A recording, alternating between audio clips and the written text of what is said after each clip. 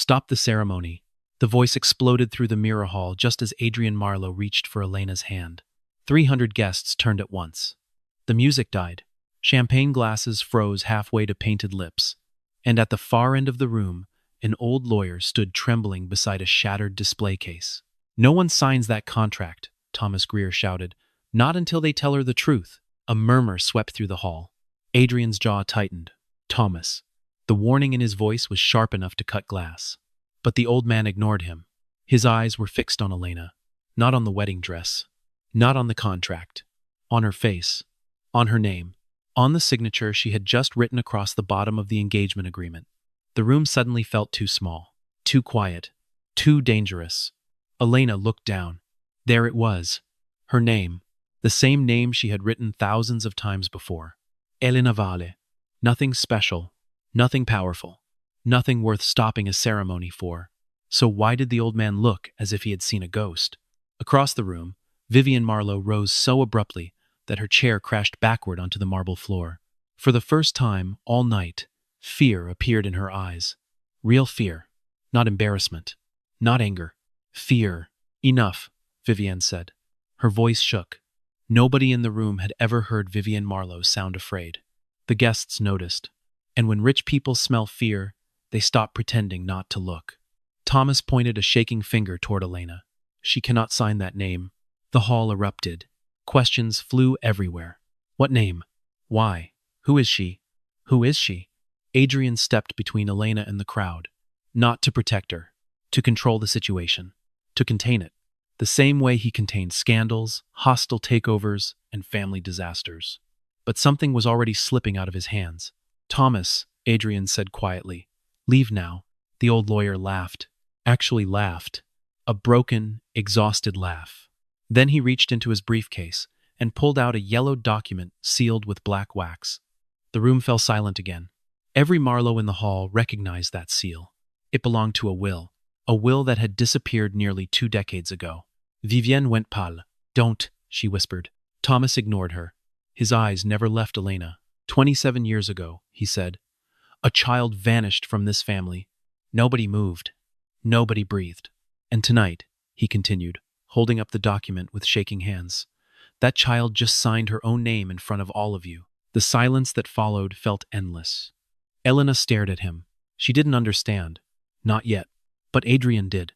Or at least he understood enough to know something impossible was happening. Because for the first time in his life, the most powerful family in Ravencourt looked terrified. And somehow, they were terrified of the woman they had hired to pretend to be a bride. They had paid Elena Vale to stand beside Adrian Marlowe for one night. What they never expected was that the substitute bride might be the missing daughter they had spent 27 years trying to erase.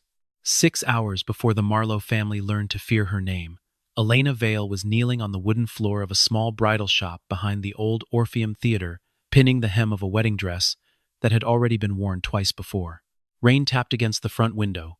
Outside, the sign above the door flickered weakly. Vale Bridal Alterations. The letter V had been peeling for months, curling away from the glass as if it too was tired of holding on. Elena kept meaning to fix it. She never did.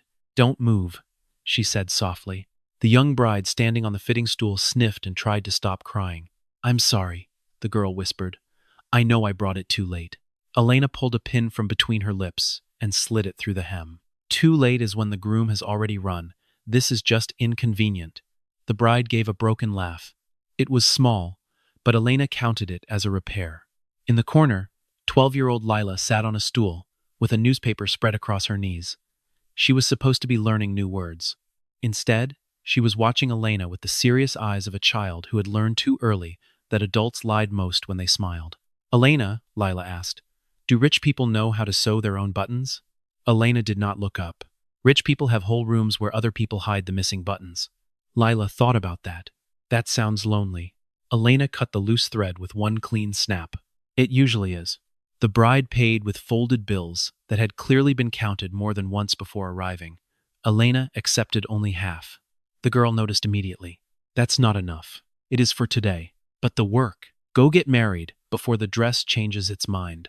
The bride hugged the garment bag to her chest as if Elena had handed her a second chance instead of a repaired gown. When she left, The bell above the door gave a tired little ring. Lila slid off the stool. You always do that. Do what? Charge less when people look like they're about to break. Elena gathered the pins into a chipped white dish. Then stop looking. Lila smiled. You're bad at pretending you don't care. Elena was about to answer when the bell rang again. This time, the sound was different. Sharper, colder. Two men stepped into the shop wearing dark coats, polished shoes, and the expression of people who had never had to ask twice for anything. The taller one looked around the room, not with curiosity, with measurement, as if calculating how quickly the place could be emptied, sold, and forgotten. Miss Elena Vale? He asked. Elena stood. Lila moved closer to the counter. Yes. The man placed a black card on the table. Gold letters. A family crest. No phone number. No explanation. Only one name. Marlowe. The air in the shop seemed to tighten. Elena did not touch the card. Marlowe House has its own tailors, she said. Not for what we need tonight. And what do you need tonight? The man's smile did not reach his eyes. A bride. Lila stopped breathing. Elena stared at him. The second man finally spoke. Miss Celeste Arden has left the estate. The engagement ceremony begins in 6 hours. The guests have arrived. The contracts are prepared. The family cannot cancel. Elena looked from one man to the other. And you came to a back alley bridal shop because your rich girl ran away? The taller man's jaw tightened. You resemble her enough from a distance. The insult landed quietly. Elena had heard worse. Still, Lila's small hand curled into a fist against the counter. The man continued. You will wear the gown. Walk beside Mr. Adrian Marlowe. Sign a ceremonial engagement agreement under Miss Arden's name. Smile for the photographs. Remain silent. Then leave when instructed. Elena's face did not change. But inside her head, she began to count. 1 stitch. 2 stitches. 3. That was what she did when anger rose too fast. She counted invisible seams until her hands stopped wanting to shake. No, she said. The answer was so simple the men blinked. The taller one reached into his coat and placed an envelope beside the card. Perhaps you should hear the offer first. Elena did not open it. I said no. Your landlord said something different. This time, Elena went still. The man noticed. So did Lila. He is prepared to sell the building, the man continued. Marlowe House can delay that, or prevent it, depending on your cooperation. Lila looked up at Elena. Elena. The shop felt suddenly smaller. Behind Elena, the back wall still held Nora Vale's old measuring tapes. The kettle on the stove had a cracked handle. The ceiling above the fitting room leaked whenever the rain came hard from the east. This was not only a shop. It was the last piece of Nora left standing. It was Lila's safe place. It was the only place Elena had ever been allowed to belong. The man pushed the envelope closer. One night, Miss Vale, 90 days of discretion. Enough money to save this place and secure the girl's schooling. Elena's eyes sharpened. Do not use her in your sentence again. For the first time, the man looked uncertain. Good. Even polished men could still bleed a little when cut in the right place. Elena picked up the black card. The gold crest caught the weak shop light. Marlowe. The name meant hotels, auctions, diamonds, weddings, old money, closed doors. It also meant something else. Something Elena could never explain. Because every time she heard that name, some part of her chest tightened, like a thread being pulled from the wrong side of a seam. She turned away from the men and walked to the back room. On the highest shelf, behind boxes of lace and winter fabric, sat a small blue sewing box. Nora Vale had left it to her before she died. Not money, not property, not answers. A box. Elena brought it down carefully. The paint had faded at the corners. The brass clasp stuck unless pressed twice.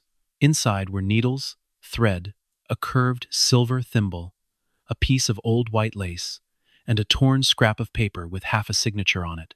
Elena had stared at that scrap 100 times. She still did not know why Nora had kept it. The signature was incomplete. Only the beginning of a name. A sharp E. A broken curve. A final line that ended too soon, as if someone had stopped writing because the room had become unsafe. Lila appeared in the doorway. You don't have to go. Elena closed the box. I know. You say that when you're going anyway. Elena looked at the girl for a long moment. Then she tucked the blue box under her arm. If I'm not back by morning, you go to Mrs. Alvarez downstairs. Don't open the door for anyone in a suit. Lila's eyes filled. Elena. Elena softened for half a second. Only half. Then she reached out and fixed the crooked collar of Lila's sweater. Rich people don't scare me. That's a lie. Elena picked up her coat. No, she said quietly. It's practice. When she returned to the front of the shop, the men were waiting by the door. The taller one looked at the blue sewing box. You won't need that. Elena walked past him. I don't bring things because men like you think I need them. Outside, the rain had turned the alley silver. The black car waited at the curb with its engine running. Its windows were dark enough to turn the world into a reflection. Elena stopped before getting in. For 1 second, she looked back at the shop. At the peeling V, at the warm light behind the rain-streaked glass, at Lila standing inside with both hands pressed to her mouth. Vale, the only name Elena had ever owned. The only name anyone had ever given her. She lifted one hand and touched the air, as if she could fix the peeling letter from where she stood. Then she stepped into the car. The door closed, and the little bridal shop disappeared behind rain, headlights, and the long black road to Marlowe House. Marlowe House did not look like a home. It looked like a place built to remind people they were temporary. The estate rose above the black cliffs of Ravencourt, pale stone against a sky swollen with rain. Iron gates opened before the car even stopped, as if the house had already decided who was allowed to enter and who would be swallowed. Elena sat in the back seat with the blue sewing box on her lap. The man beside her glanced at it again. You still have time to leave that behind. Elena kept one hand on the lid. You still have time to stop speaking. He looked away. The car rolled through the gates.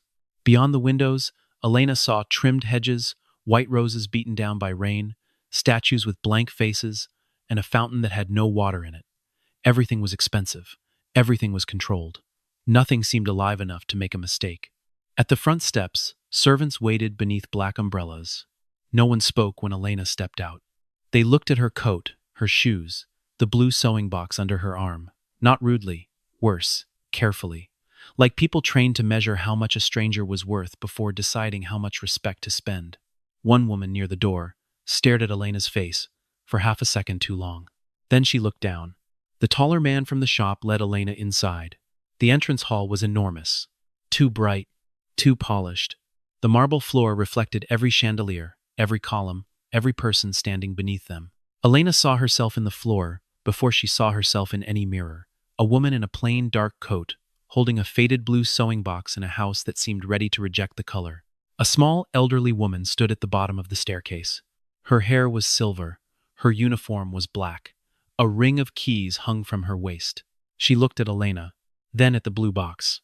Her fingers tightened around the keys. Only for a moment. Miss Vale, she said, you are late.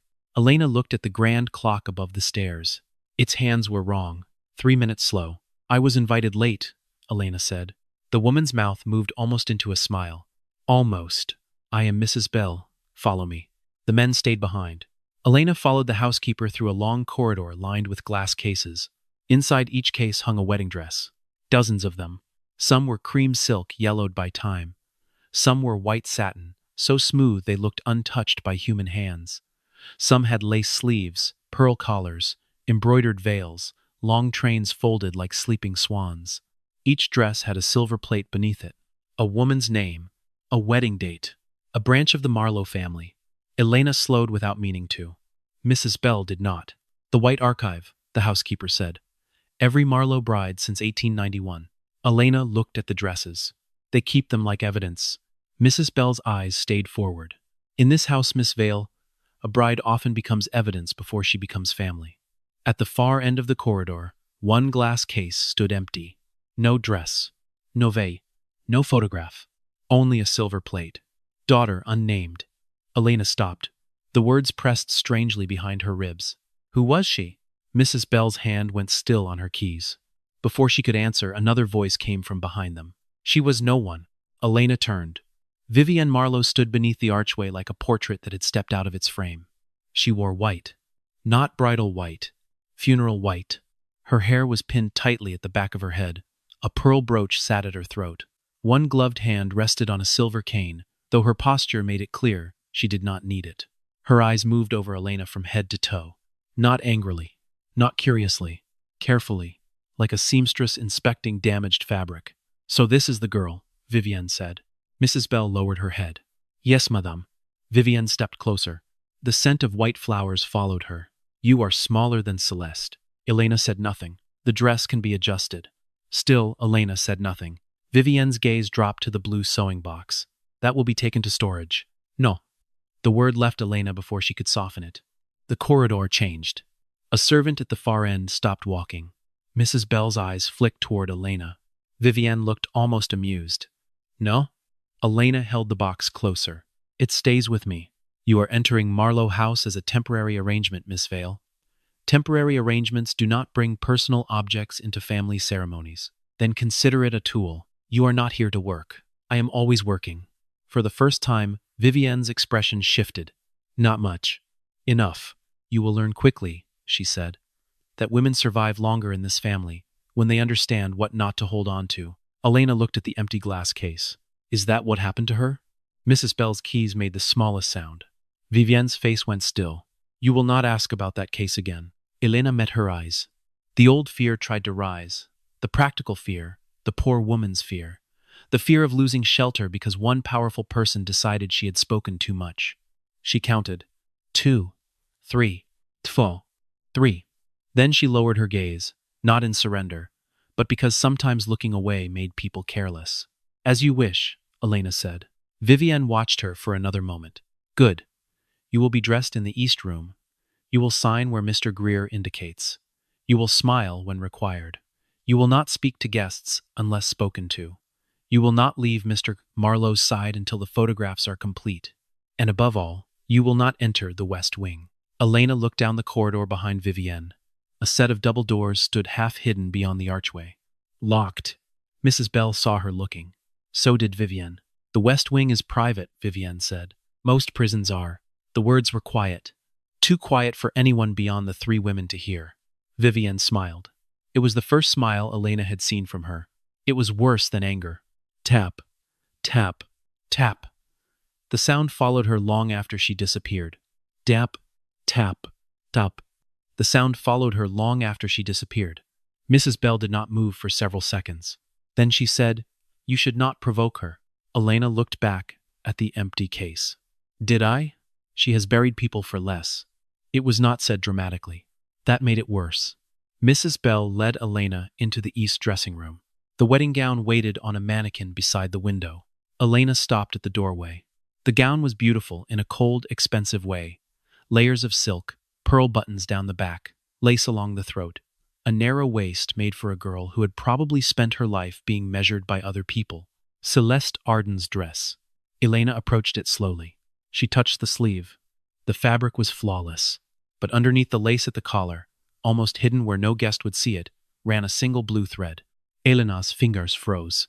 Her heart did something small and painful. She set the blue sewing box on the table and opened it. Inside, beneath the curved needle and the old thimble, lay the scrap of lace Nora had left behind. Elena lifted it. The pattern matched the collar. A broken vine, tiny white leaves. One blue thread stitched through the underside like a secret no one expected to survive. Behind her, Mrs. Bell stopped fastening the garment bag. Elena heard the housekeeper's breath catch.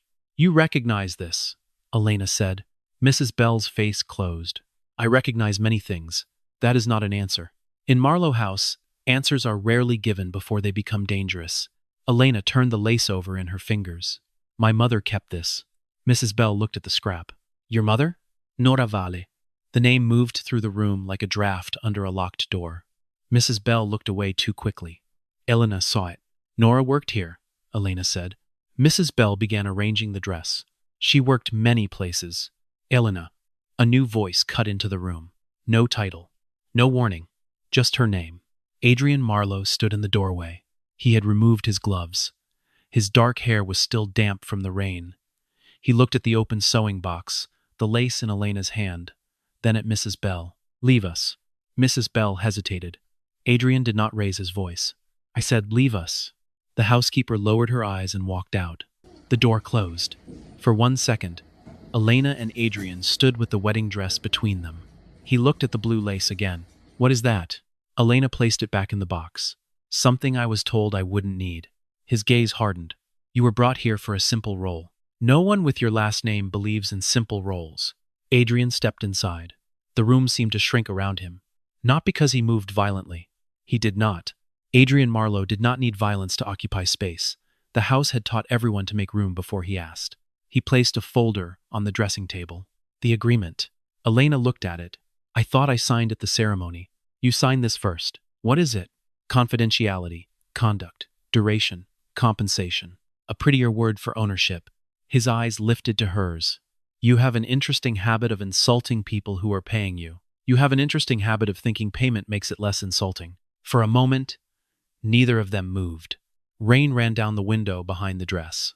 Adrian opened the folder. 90 days. You appear beside me at 3 public events. You answer to the name Celeste Arden when required. You do not disclose the substitution. You do not enter restricted areas. You do not speak to press, guests, staff, or family members about internal matters. You leave when the arrangement ends. Elena read the first page, then the second. Then she turned 1 page back. Adrian watched her. You are actually reading it. Were you hoping I wouldn't? Most people in your position prefer the number at the end. Elena tapped 1 clause. This says, I can be dismissed without full payment if I damage the Marlowe reputation. Yes, this says nothing about what happens if the Marlowe reputation damages me. Adrian's face did not change, but the silence changed. Elena looked up. If a contract needs one person silent to survive, Mr. Marlowe, is it an agreement or a lock? His jaw tightened. You are not a prisoner. Not yet. His eyes sharpened. The door opened before he... Vivienne stood outside. The guests are arriving. Adrian closed the folder. Elena looked at the gown, then at the blue sewing box, then at the west wing doors beyond the hall. Something was wrong in this house. Not just cruel, not just rich, wrong. And somewhere between the empty glass case, Nora's lace, Mrs. Bell's silence, and Vivienne's fear hidden behind white gloves, Elena felt the first loose thread of her life begin to pull. Adrian reached for the folder. You will sign. Elena picked up the blue box. I will decide what my name is worth. For the first time since she entered Marlowe House, Adrian Marlowe looked at her not like an inconvenience, not like a substitute, like a question he did not know how to control. By the time Elena stepped into the mirror hall, the guests were already waiting. 300 people turned toward her at once. The sound of their attention was almost worse than whispering. No one gasped. No one said her name. No one needed to. Their eyes did enough. Elena felt the weight of the dress with every step. The gown was too tight beneath her ribs, and the pearls along the throat made it difficult to breathe. Mrs. Bell had pinned the sleeves twice, but they still fell a little too low over Elena's hands. It was not her dress. That was the point. At the end of the aisle, Adrian Marlowe waited beneath the center chandelier. He looked carved from control. Black suit, silver cufflinks, no expression. To his right stood Vivienne Marlowe, one gloved hand resting on her cane. To his left stood Thomas Greer, with the velvet folder held against his chest. Elena saw the lawyer glance at her. Then, at the blue sewing box Mrs. Bell had refused to let the staff take from her. Then, at the collar of the gown. Something passed over his face. Not recognition. Fear trying to remember where it had seen her before. The music began. A soft string arrangement floated through the hall, delicate enough to pretend this was a love story. Elena almost laughed. She did not. She walked. With every step, the mirrors threw her reflection back at her from both sides. One, Elena, in borrowed silk. One Elena holding her spine straight. One Elena with Nora Vale's blue sewing box tucked beneath the signing table because Mrs. Bell had quietly placed it there instead of letting the staff take it away. Halfway down the aisle, someone whispered, "She is not Celeste." Another voice answered, "Of course not. She is the repair." The repair. Elena kept walking. 1 stitch. 2 stitches. 3. Adrian's eyes did not leave her face. Not once. When she reached the platform, he offered his hand. A perfect gesture for the cameras. Elena looked at it, then at him. Then she placed her hand lightly in his, cold fingers against cold fingers. His grip was controlled. Not cruel. Not gentle. A man holding a glass he did not want to drop in front of witnesses. The officiant began speaking. Elena barely heard him. Legacy. Continuity. Honor. Union. Words polished so often they no longer carried meaning. Adrian leaned closer without looking at her. You are shaking.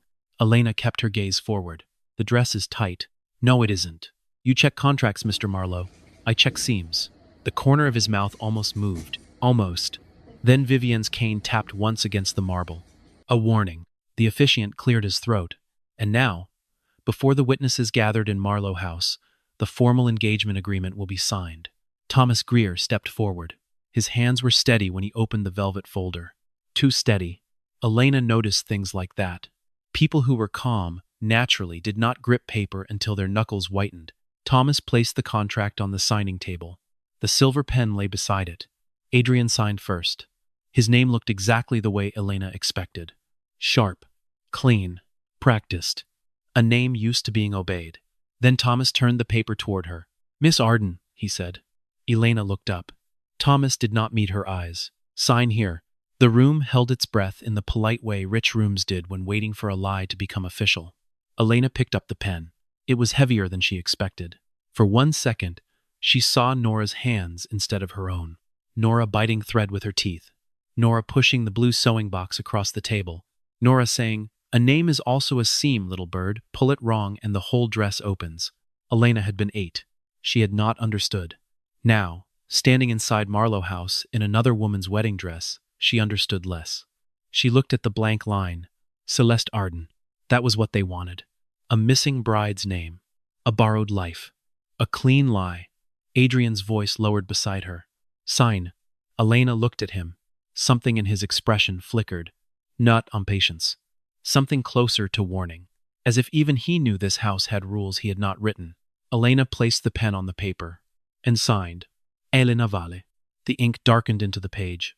For half a second, nothing happened. Then Thomas Greer made a sound. Not a word. A broken breath. The silver pen slipped from Elena's fingers and rolled toward the edge of the table. Thomas caught the contract with both hands. His eyes locked on the signature. The hall blurred around him. Elena watched the blood leave his face. "Mr. Greer?" Adrian said. Thomas did not answer. Vivienne stood. Thomas. That single word carried an entire history of commands. This time, he did not obey. He looked at Elena as if the wedding dress had become transparent and he could see through time itself. "No," he whispered. The guests began to murmur. Adrian reached for the contract. Thomas pulled it back. "Give me the document," Adrian said. Thomas shook his head. "No." The room changed. Not loudly, deeply. People who had known the Marlowes for decades understood that no one told Adrian Marlowe no in his own house. Adrian's hand lowered. "Thomas." The old lawyer turned toward the hall. His voice cracked, then rose. "Stop the ceremony." The music died. Every head turned. Vivienne's chair struck the marble as she stood too fast. "Enough," she said. Thomas's hands trembled around the contract. "No one signs anything else tonight. Not until they tell her." Elena felt the words enter her body slowly. "Tell here." "Not tell them?" "Tell here." Adrian stepped toward Thomas. "What are you talking about?" The lawyer laughed once. A tired, terrible sound. "You truly don't know." Vivienne moved forward. "Thomas, you are confused." "No." He looked at her then, and whatever fear he carried was suddenly older than the room. "I have been confused for 18 years. Tonight I am awake." The guests began whispering faster. Julian Marlowe, Adrian's cousin, stepped from the side of the hall with a glass of champagne still in his hand. He looked entertained. Dangerously entertained. "Is this part of the ceremony?" Julian asked. "Because if so, Aunt Vivienne, I must say, very dramatic." Vivienne did not even look at him. Her eyes were on Thomas. "Put down that contract." Thomas held it tighter. Elena stepped back from the table. Adrian noticed. Without thinking, he moved half a step in front of her. Elena saw it. So did Vivienne. That made Vivienne's face harden. Thomas reached into the inner pocket of his jacket. Vivienne's voice went low. "Do not." He pulled out a small black key. Mrs. Bell, standing near the west doors, closed her eyes. Thomas crossed to the empty display case at the end of the hall, the one marked "Daughter Unnamed." For the first time, Elena realized the case was not empty because nothing had ever been placed inside it. It was empty because something had been removed. Thomas inserted the key into a narrow lock hidden beneath the silver plate. The click echoed through the room. A panel slid open at the base of the case. Inside lay a flat black envelope sealed with wax. Vivienne whispered, "Thomas, please." The word "please" did something strange to the room. People like Vivienne Marlowe did not beg.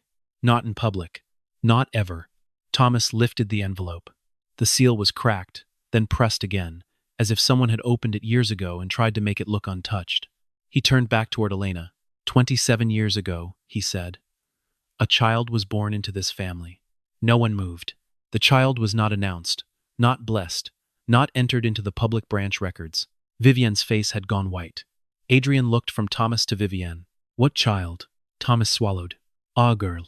Elena felt the marble beneath her feet tilt. A girl whose name was removed before she was old enough to speak it. Vivienne's cane struck the floor. That is enough. Thomas looked at Elena. Your mother did not abandon you. The hall vanished. Not literally, but for Elena, the chandeliers, the mirrors, the guests, the pearls at her throat, all of it moved far away. Only that sentence remained. Your mother did not abandon you. She did not realize she had stopped breathing until Adrian turned toward her. Elena. His voice sounded different. No title, no ardor, just her name. She hated that it steadied her. Thomas lifted the old envelope. This will was sealed after the death of Lady Seraphine Marlowe. It names a daughter whose existence was denied. Julian's smile disappeared. Adrian's face hardened. My mother had no daughter. Vivienne's eyes flashed. Your mother was ill. Thomas turned on her. Your mother was silenced. A sharp sound cut through the hall. Not from the guests. From beneath the signing table. The blue sewing box had slipped from its place and hit the marble. The lid burst open. Needles scattered. The curved thimble rolled in a bright half circle. The old scrap of lace slid across the floor and stopped at Vivienne's feet. Vivienne looked down. The lace lay against the white hem of her gown. One blue thread visible beneath the pattern. For the first time all night, Vivienne looked not at Elena's borrowed dress, not at the contract, not at the guests. She looked at Elena like she had been trying not to see her for 27 years. Elena bent slowly and picked up the torn scrap of paper from the floor. The half-signature Nora had kept. She held it beside the contract. The broken curve matched. The slant matched. The pressure of the final line matched. Adrian saw it. Thomas saw it. Vivienne closed her eyes. Elena's voice came out quieter than she expected. What is my name? No one answered. That silence told her more than any confession could have. Then Vivienne turned to the guests and said, with all the old power returning to her voice, this ceremony is over. Adrian did not move. No. The word was low, but everyone heard it. Vivienne turned back. Adrian's eyes were on Elena now. Not the contract. Not the scandal. Elena. If this concerns her, he said, she hears it first. Vivienne's mouth tightened. She is nothing to you. Adrian looked at the signature on the contract, then at the old will in Thomas Greer's hand. I'm beginning to think, he said, that she is the only person in this room who is not pretending. Elena should have felt protected. She did not. Protection in Marlowe House had already begun to look too much like a locked door. She picked up the blue sewing box, piece by piece, needle by needle, as 300 guests watched the substitute bride gather the first evidence of her stolen life from the marble floor. And when she stood again, the girl they had hired to disappear looked directly at Vivienne Marlowe. You said women survive longer in this family when they know what not to hold on to. Vivienne did not blink. Elena closed the blue box. Then tell me why everyone here is so afraid of what my mother held on to. The old house went silent. Outside, rain struck the windows harder. And somewhere beyond the locked West Wing doors, a clock chimed 3 minutes late. No one in Marlowe House moved after Elena asked the question. Not the servants. Not the remaining guests. Not even Vivienne, whose whole life seemed built on the art of making silence look like dignity. The blue sewing box rested against Elena's chest. Inside it, the old lace, the torn signature, the curved thimble, and the scattered needles had been gathered again, but nothing inside her felt gathered anymore. The room had split open, and every person still standing there could see something buried beneath the marble. Adrian was the first to move. Everyone leaves, he said. The guests began whispering at once. Julian Marlowe, Adrian's cousin, gave a soft laugh from the side of the hall. That is ambitious, cousin. Half the city just watched a dead branch of our family tree come back to life. Adrian did not look at him. I said everyone leaves. His voice did not rise. It did not need to. Servants stepped forward. Doors opened. Guests resisted for a few seconds, then remembered whose house they were standing in. Silk gowns moved. Polished shoes crossed marble. Questions slipped through the air like knives no one dared throw openly. Who is she? Did Vivienne know? Was there really a daughter? What happens to the inheritance now? Elena heard every question. None of them asked whether she was all right. That, more than anything, told her what kind of family this was. When the last guest was pushed beyond the outer doors, only 6 people remained in the mirror hall. Elena, Adrian, Vivienne, Thomas Greer, Mrs. Bell, and Julian, who had not left because men like Julian always stayed near blood in the water. Vivienne turned to Adrian. "You have made a grave mistake." "No," Adrian said. "You made one years before I was old enough to understand this house." Her face sharpened. "You understand less than you think. Then explain it." Vivienne looked toward Elena. Not at her eyes. At the blue box. "Not here." Elena laughed once. It surprised even her. The sound was small, dry, and almost empty. "Not here," she repeated. "Not in the hall. Not in front of guests. Not beside the contract. Not near the case. Tell me, Lady Marlowe, is there a room in this house where the truth is allowed to stand upright?" Vivienne's mouth tightened. Thomas Greer looked at the floor. Mrs. Bell's keys trembled once against her skirt. Adrian noticed. "Elena," he said quietly, "come with me." "No." The answer came fast. Too fast. Adrian stopped. Elena saw the flash of surprise in his eyes. He was not used to refusal. Not from employees. Not from family. Certainly not from women wearing gowns his household had chosen. "I am not going anywhere with a Marlowe," she said, "until someone tells me why my mother's lace is in your archive, why my name is in your lawyer's mouth, and why that woman looks at me like I'm something she failed to bury properly." Vivienne's face went white with anger. Julian smiled. "Oh, I like her." Adrian turned on him. "Leave." "No." Adrian's expression darkened. Julian lifted his hand slightly. "If she is who Thomas suggests, then this concerns succession, which means it concerns me." "It concerns her first," Adrian said. For the first time, Julian's smile faded. That sentence changed the room. Elena felt it. So did Vivienne. In Marlowe House, people were never concerned first. The name came first. The estate came first. The branch records came first. The inheritance came first. A person came somewhere after the lawyers and before the furniture. Vivienne stepped forward. "You do not know what you are defending." Adrian looked at her. "Then stop forcing me to guess." Thomas Greer finally spoke. The West Wing. Everyone turned to him. The old lawyer looked as if each word cost him something physical. "If there are answers left, they are there." Vivienne's voice dropped. "You swore." Thomas closed his eyes. "Yes. And now?" He opened them again. "Now I am too old to keep being useful to cowards." The slap of those words did what no raised voice had done. Vivienne looked wounded. Only for a moment. Then the wound vanished behind steel. Mrs. Bell moved toward the corridor. "I have the key." Vivienne turned sharply. "No, you do not." The housekeeper looked at her. For 30 years, Mrs. Bell had lowered her eyes in this house. She had opened doors, closed doors, served tea, removed stains from carpets, replaced broken glasses, and carried secrets from room to room like covered trays. This time, she did not lower her eyes. "Yes, madam," she said. "I do." The silence that followed was almost tender in its violence. "Old." Mrs. Bell touched it with her thumb. One key hung separately from the others. "Small. Dark." "Old?" Mrs. Bell touched it with her thumb. "The West Wing was never private because it held valuables," she said. "It was private because it held what the family refused to value." Vivienne's voice cracked like ice. "Do not speak to her as if you did not help." Mrs. Bell flinched. There it was. A thread pulled too hard. Elena stepped toward the housekeeper. "You helped?" Mrs. Bell's face folded inward. Not with tears. With shame old enough to have roots. "I was told the child was safe or gone." The child. Elena hated the word. It made her both too small and too real. "And did anyone ask the child?" Elena asked. No one answered. Of course no one answered. Adrian's hands closed at his sides. "Elena." She turned to him. "Do not soften your voice at me, because you feel guilty for a crime you haven't understood yet." He stopped. Good, she thought. Let him stop. Let one Marlowe in this house learn that silence did not always mean permission. Mrs. Bell began walking toward the West Wing. Elena followed. After a second, Adrian followed too. Vivienne did not. Not until Thomas Greer moved past her with the sealed will in his hands. Then she turned and walked behind them, every tap of her cane striking the floor like a warning. The West Wing doors stood at the end of the corridor, beyond the white archive. They were taller than the others. Darker, no silver handles, no family crest. only a narrow brass lock worn smooth by hands that had touched it often and opened it rarely. Elena felt the blue box grow heavier in her arms. As they passed the empty glass case, she stopped. Daughter unnamed.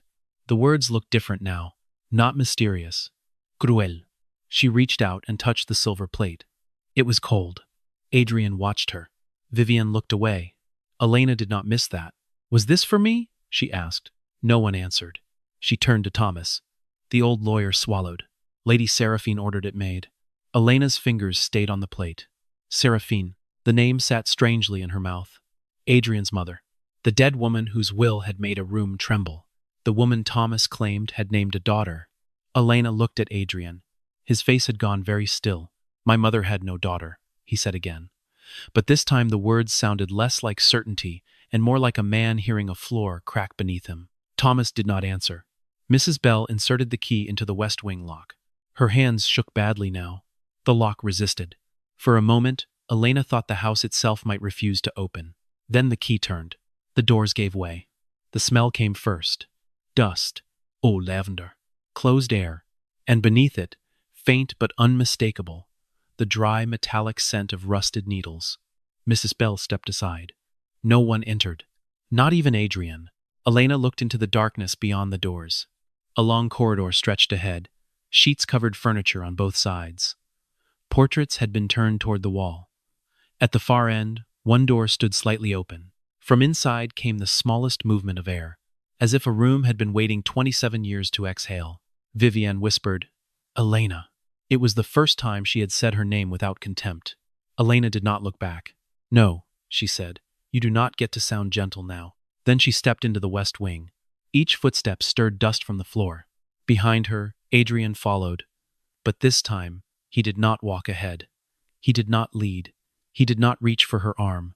He stayed one step behind. Elena noticed. She hated that she noticed. The open door at the end of the corridor led to a sewing room. Not a grand room. Not a ballroom. Not a nursery. A sewing room. Moonlight pressed through tall windows covered in pale cloth.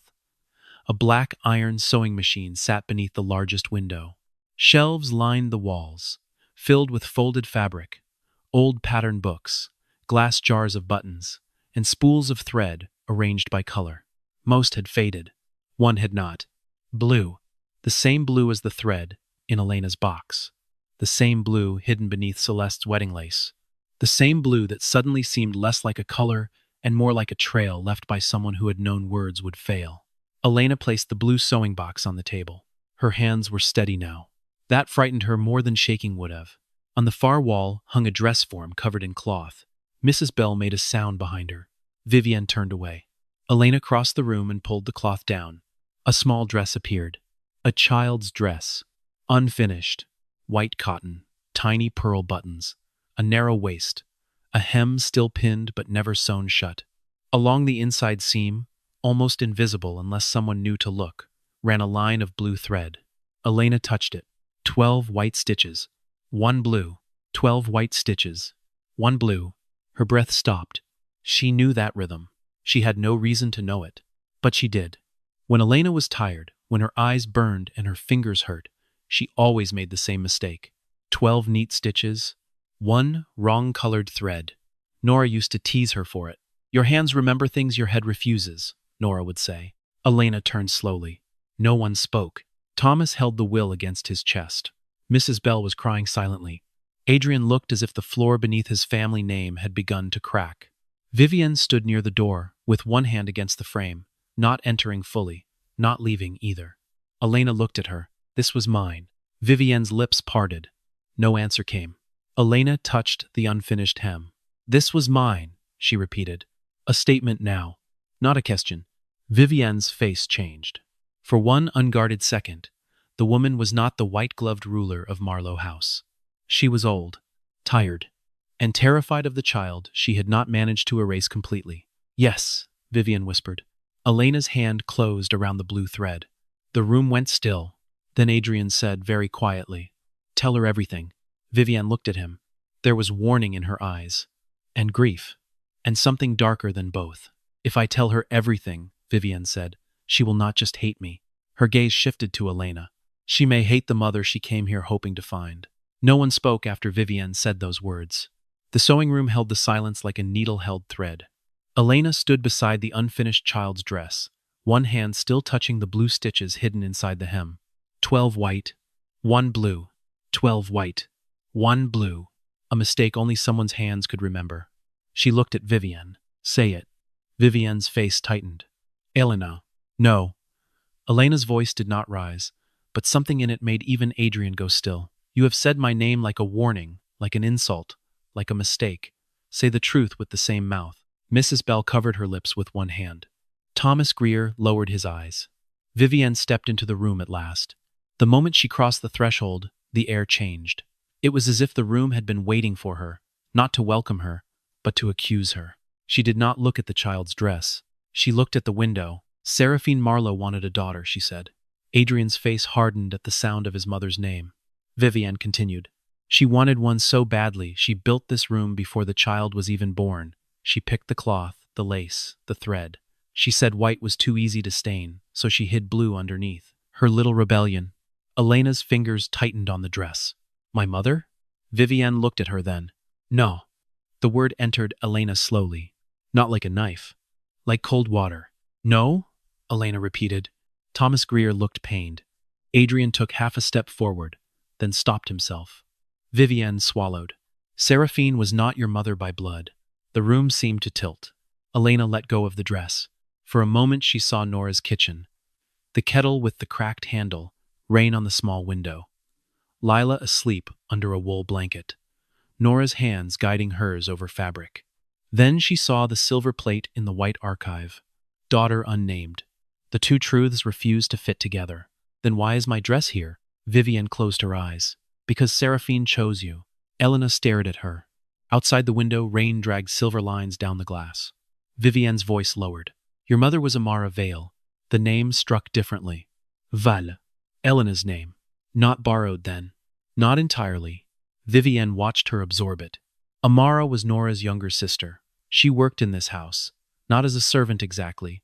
Not as family. Something in between. That was how Marlowe House liked people close enough to use, never close enough to claim. Thomas Greer's jaw tightened. Adrian looked at him. You knew this? Thomas did not answer.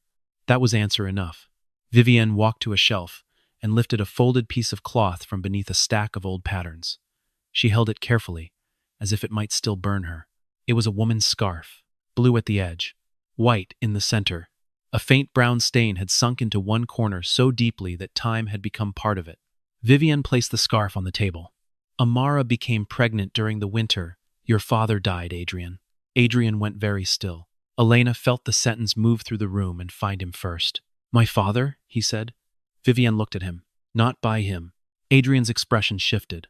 Vivienne's mouth trembled once, with something like contempt.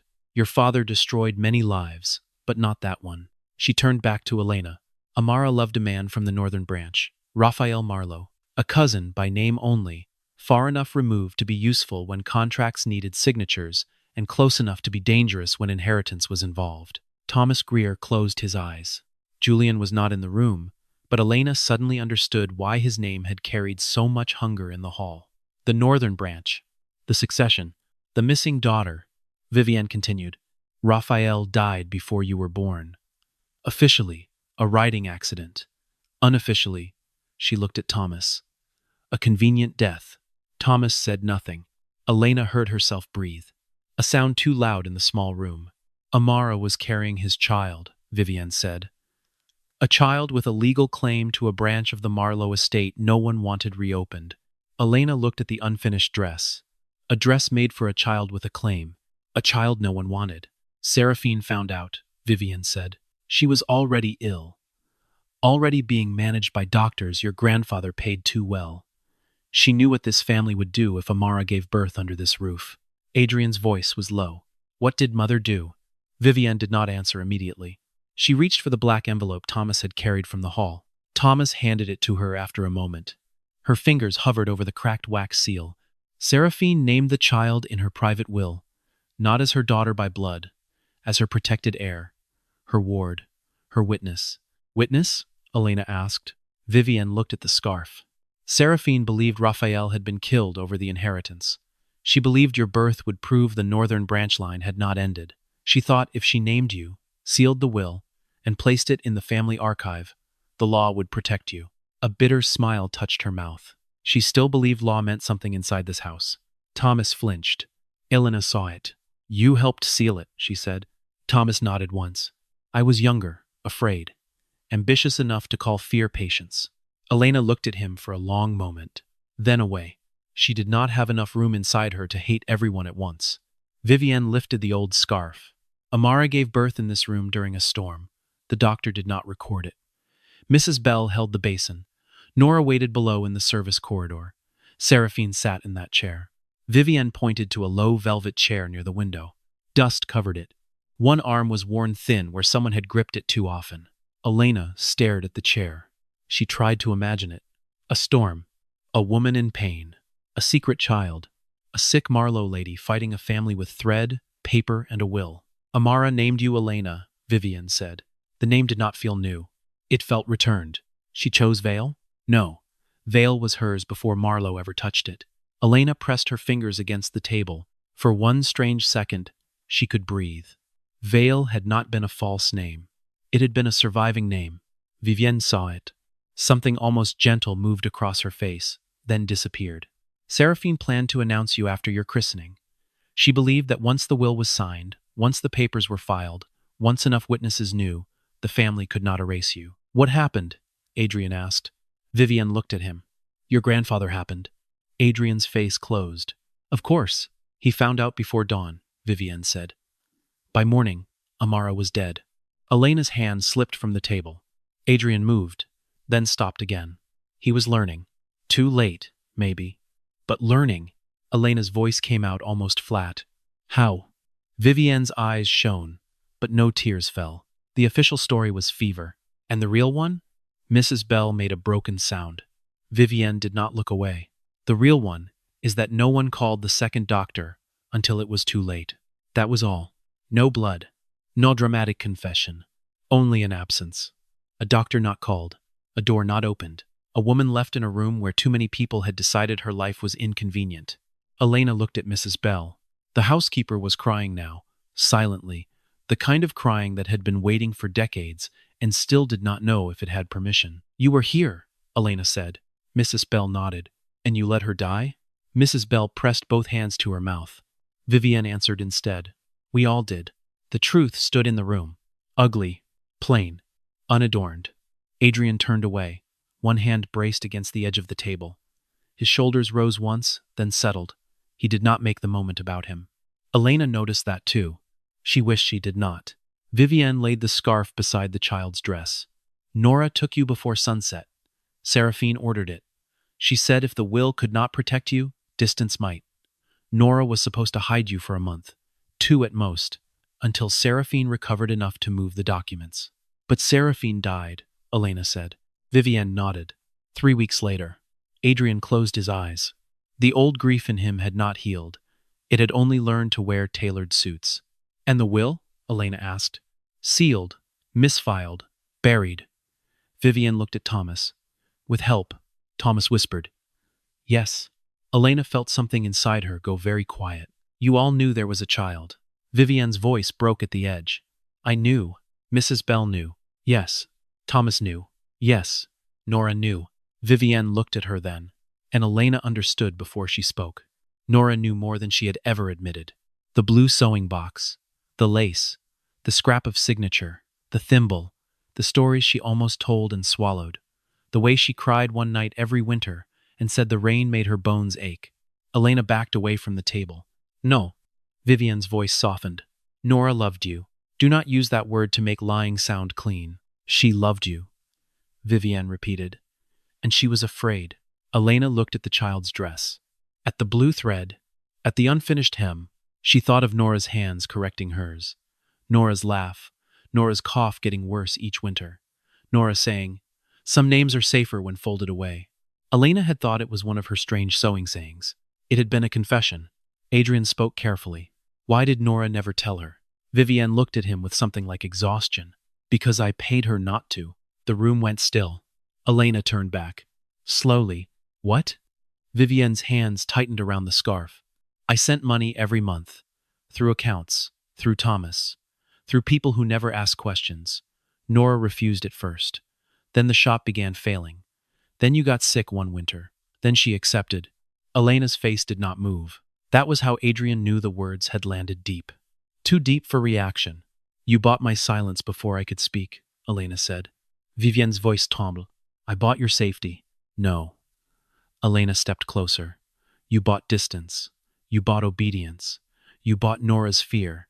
Do not call all of that safety just because I survived. Vivienne looked as if Elena had struck her. Good, Elena thought. Let one sentence leave a mark in this house. Thomas unfolded the will with shaking hands. There is more, he said. Adrian looked at him sharply. Thomas placed the document on the table. Elena is named as protected heir to the Northern Trust. If she claims her identity, the current succession structure freezes until reviewed. Adrian understood first. Of course he did. Contracts were his language. If she is recognized, he said slowly, my temporary control over Marlowe House can be challenged. Thomas nodded.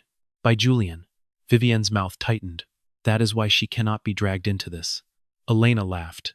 It was not amused. I have been dragged since before I was born. Vivienne turned to her. You do not understand what they will do. Julian will parade you through blood tests, through every newspaper in Ravencourt. He will turn your mother into scandal and your name into a weapon. He will not care what it does to you. And you did? Vivienne had no answer. Elena looked at Adrian. Now he was part of it too. Not guilty in the old way, but positioned, benefiting, standing where her absence had made room. Him et hargaze. For once he did not look away. I did not know, he said. I believe you. Something like relief almost moved through his face. Elena killed it before it could live. That does not make you harmless. The relief vanished. Good. The room needed fewer easy comforts. Elena picked up the blue sewing box. Then the torn scrap of signature. Then the old lace. She left the will on the table. Adrian stepped aside to let her pass. Not blocking. Not reaching. Not asking where she was going. At the door, Elena stopped and looked back at Vivienne. Did my mother hold me? Vivienne's face changed. Not guarded now. Broken. Yes. Elena's throat tightened. She hated herself for wanting that answer. Vivienne whispered. She would not let anyone take you for nearly an hour. Seraphine had to promise her 3 times that you would live. Elena looked down. Her fingers pressed against the blue box until the brass edge hurt her palm. What did she say? Mrs. Bell answered, voice shaking. She said, if they take her name, leave her my hands. The words moved through Elena like grief, finding its shape. Her mother had not left her money, or land, or power. She had left her hands. The hands that knew stitches. The hands that repaired other women's dresses. The hands that counted seams when rooms tried to make her disappear. Elena closed her eyes. For one breath, she let herself feel the loss. Only one. Then she opened them. I am leaving. Vivienne took a step forward. Elena, if you walk out now, Julian will. I am not walking out because I am afraid. Elena looked at the unfinished dress one last time. I am walking out because every woman in this room was taught that survival meant letting a Marlowe decide when the truth was safe. She turned toward the corridor. I am done surviving on your schedule. Adrian followed her to the threshold. Elena. She stopped, but did not turn. He was silent for too long. Then, quietly, what do you need? Not what do you want from me. Not what will make this go away. Not what can I pay. What do you need? Elena looked back. For the first time, she saw not the heir, not the contract, not the man who had ordered her to sign another woman's name. She saw someone standing in a room full of inherited sins, trying not to add another. It was not forgiveness. It was not trust. It was simply a fact she did not know where to put. Old. Mrs. Bell's West Wing key. Adrian nodded once. Then he reached into his pocket and removed a key. Small. Dark. Old. Mrs. Bell's West Wing key. He must have taken it from the table when no one noticed. He held it out. Not keeping it. Not using it. Offering it. The room is yours, he said. Open it. Lock it. Burn it. I won't choose. Elena looked at the key in his palm. Then at him. Slowly, she took it. Their fingers touched. This time he did not hold on. That was the first decent thing he had done. And because it was decent, Elena hated how much it hurt. She left the sewing room with the key in one hand and the blue sewing box in the other. No one stopped her. That was what frightened her most. For most of the night, Marlowe House had tried to control every breath she took, where she stood, what she wore, which name she signed, which door she was forbidden to open. Now the house watched her leave like a beast, pretending to sleep. At the end of the West Wing corridor, Mrs. Bell spoke again. There is something else. Elena stopped. Vivienne closed her eyes. Bell. But Mrs. Bell did not stop. There is a ledger in the base of the sewing machine. Payments, dates, names. Nora Vale's name is there. So is mine. So is Thomas's. Thomas looked as if he had aged 10 years in one night. Elena stared at Mrs. Bell. You kept a record? Mrs. Bell's mouth trembled. No, your mother did. Elena went very still. Amada? Mrs. Bell nodded. She could not write much after the birth. She was weak. But she made marks, names, amounts. A line of blue thread stitched beside every person who owed her daughter the truth. Elena's breath caught. A ledger. Not a will. Not a polished document sealed for men to argue over. A mother's accusation stitched in blue. Where is it? Elena asked. Mrs. Bell looked toward the sewing room. In the base of the machine. Vivienne whispered. I told you to burn it. Mrs. Bell looked at her. I know. Elena moved before anyone else did.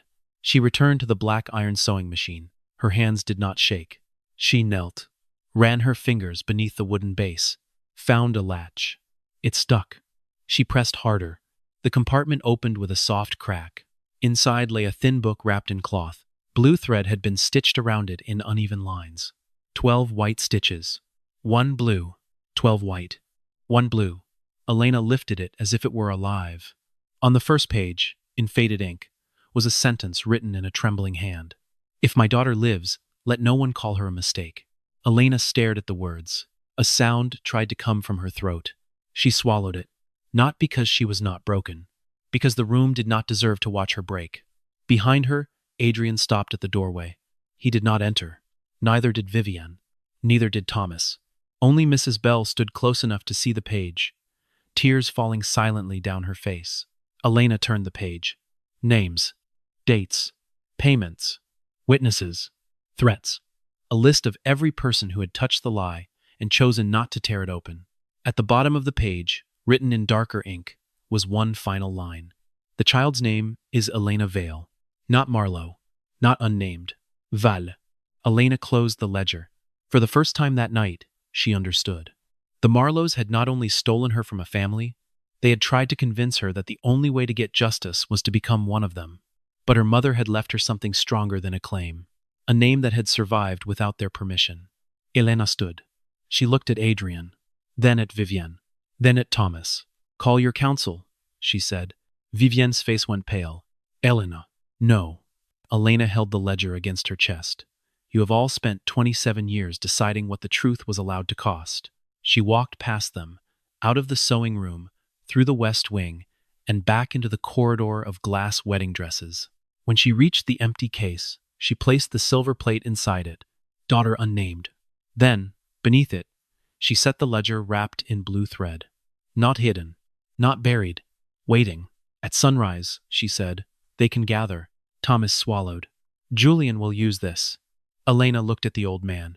So did you. He had no answer. Good. She was tired of answers arriving dressed as excuses. At sunrise, the family would gather to decide what Elena Vale was worth. They did not know yet that she had already decided. She was not going there to beg for the Marlowe name. She was going to make them answer for trying to erase the one she already had. Sunrise did not enter Marlowe House gently. It came through the glass roof of the conservatory hall in long, pale strips, turning every face beneath it tired, exposed, and older than the night before. The conservatory had once been built for flowers. Now it held a family council. Long tables had been arranged beneath the hanging vines. White roses climbed iron frames along the walls. The air smelled of wet soil, polished wood, and money old enough to believe it had become morality. Elena stood outside the glass doors with the blue sewing box under one arm and the ledger wrapped in cloth beneath the other. She had not slept. Neither had Adrian. He stood several steps away, still dressed in the same black suit from the ceremony, though the collar was open now, and one cuff had been torn loose. Control looked different on him in daylight. Thinner. Les certain. Mrs. Bell waited behind Elena. Thomas Greer held the sealed will. Vivienne stood alone near the far window, Her face turned toward the gray morning, one hand resting on the silver cane. No one spoke. Inside the hall, the Marlowe branch heads had already gathered. Elena could see them through the glass. Men and women in dark suits, lawyers with leather folders, cousins with inherited cheekbones and hungry eyes, people who had not known her name yesterday but were now prepared to decide what it could buy them. Julian sat at the center table, as if he had been born waiting for this exact disaster. When he saw Elena through the glass, he smiled. Adrian moved closer. "You do not have to go in." Elena looked at him. "That sounds like protection." He accepted the correction with a small nod. "You are right." The quiet between them shifted. Then he said more carefully, "The doors open when you want them to." Elena looked back at the council. "When I walk in there, they will not see a person. No. They will see a claim. Yes. A threat. Yes. A way to hurt you." Adrian's mouth tightened. "Yes." She studied him. "And you are still standing here?" He looked through the glass at his family. "I have stood in the wrong places before." It was not enough to heal anything, but it was enough to keep her from turning away. Elena reached into the blue sewing box and took out the curved thimble. Nora's thimble. She slipped it onto her finger. It was too loose. It had always been too loose. For years, Elena had thought that meant it was never meant for her. Now she wondered if some things were not supposed to fit perfectly at first. She touched the ledger once. Then the will. Then the key tied to her wrist by a strip of blue thread. "Open the doors," she said. Adrian did not move. Instead, he looked at Mrs. Bell. The housekeeper stepped forward and opened them. The gesture was small. That was why Elena noticed it. A Marlowe had not opened the door for her. The woman who once helped close one had. Every voice in the conservatory stopped when Elena entered. She walked slowly, not because she was afraid, because no one in that room deserved to see her hurry. The white roses brushed against the glass walls. Morning light touched the silver threads in her borrowed dress. The gown still did not fit. One sleeve had begun to slip where Mrs. Bell had pinned it in haste. Let it, Elena thought. Let them see one thing in this room, not pretending to be perfect. Julian rose first. "Miss Vale." Elena stopped at the end of the table. "Do not make my name sound like a favor." A few faces turned. Julian's smile sharpened. "Very well, Elena Vale. We are gathered to clarify your connection to the Marlowe estate." "No," Elena said. The room stilled. Julian blinked. "No? You are gathered because you are afraid I have one." Adrian, standing near the doors, lowered his eyes for half a second. Not hiding a smile. Hiding something more dangerous. Pride. Julian placed both hands on the table. "I understand you have had a difficult night." Elena looked at the branch heads. "There it is, the first stitch." Julian's brow tightened. "The what?" The polite voice before the cutting starts. A woman near the right side of the table shifted in her chair. Vivienne watched from the window, expression unreadable. Thomas Greer stepped forward. "I have the will of Lady Seraphine Marlowe, sealed 18 years ago and improperly withheld from family record." A lawyer from the far end spoke. "Improperly? According to whom?" Thomas looked at him. "According to the law, I spent most of my life being too frightened to honor." No one had an answer for that. Thomas placed the black envelope on the table. Before he could open it, Julian raised a hand. "We should first establish whether Miss Vale wishes to pursue recognition. Without her consent, this discussion becomes theoretical." Elena looked at him. Julian leaned back. "Do you wish to be recognized as Marlowe blood?" Every face turned toward her. There it was. The trap. If she said yes, they would turn her into a legal weapon. If she said no, they would bury her again and call it her choice. Elena set the blue sewing box on the table. The sound was soft. Wood against wood. Then she placed the ledger beside it. Finally, she put the silver plate on top. "Daughter unnamed." The words faced the council. "I wish," Elena said, "to know which of you slept well while this was hanging in your archive." No one spoke. She looked from face to face. Who approved the empty case? Silence. Who paid Nora Vale? A man near the middle looked down. Elena saw it. So did Adrian. Who told Mrs. Bell to keep the west wing locked? The housekeeper's breath caught behind her. Who let Amara Vale die because calling a second doctor would have complicated inheritance? That did it. The conservatory broke into overlapping voices. "Careful. That accusation is outrageous. We need documentation. This is not the proper forum." Elena did not raise her voice. She opened the ledger. The sound of the old cover cracking was enough. The room quieted. "My mother kept documentation." Vivienne closed her eyes. Julian's gaze sharpened. Elena turned the ledger toward the council. Names, dates, payments, instructions. People who knew a child had been born and still signed papers pretending she had not.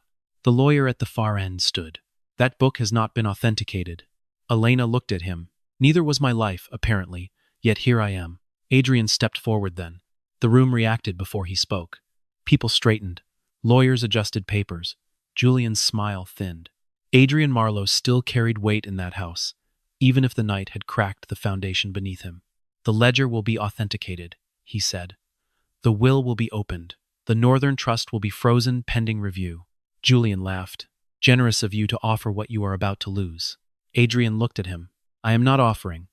I am stating what should have happened years ago. A branch head near the left side spoke sharply. You do not have unilateral authority to freeze the trust.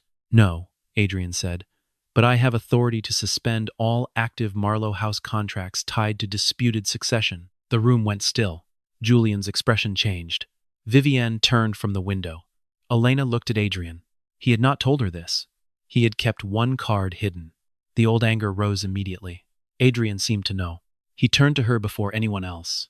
I should have told you. Yes, she said. I am telling you now because if I do this, I lose temporary control by my own hand. Not through Julian, not through them, through me. The council erupted again. Julian slammed one palm on the table. You sanctimonious fool. Adrian did not look away from Elena. I cannot undo what this family built on your absence, he said. But I can stop benefiting from it while pretending I am neutral. There was no speech in his voice. No performance. Just something stripped down to its bones. Elena wanted not to be moved by it. She failed. Only a little. Enough to hurt. Vivienne stepped forward. Adrian, if you suspend those contracts, the hotel acquisition collapses. The auction house loses protection. Julian's branch gains standing by default. Adrian looked at her. Yes, you would break Marlowe House for her? Elena hated the word her. Adrian heard it too. He turned slightly. No, he said. I would break the part of it that requires her erasure to stand. Silence. Real silence this time. Not shock. Not scandal. The kind of silence that comes when a room understands the old rules have stopped working.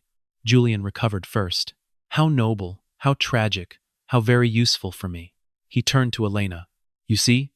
He gives up control, I gain leverage. That is how family works here. Someone bleeds, someone signs. Elena looked at him. Then, at the ledger. Then at the silver plate. You are right about one thing. Julian's smile returned. I often am. This is a war with better table settings.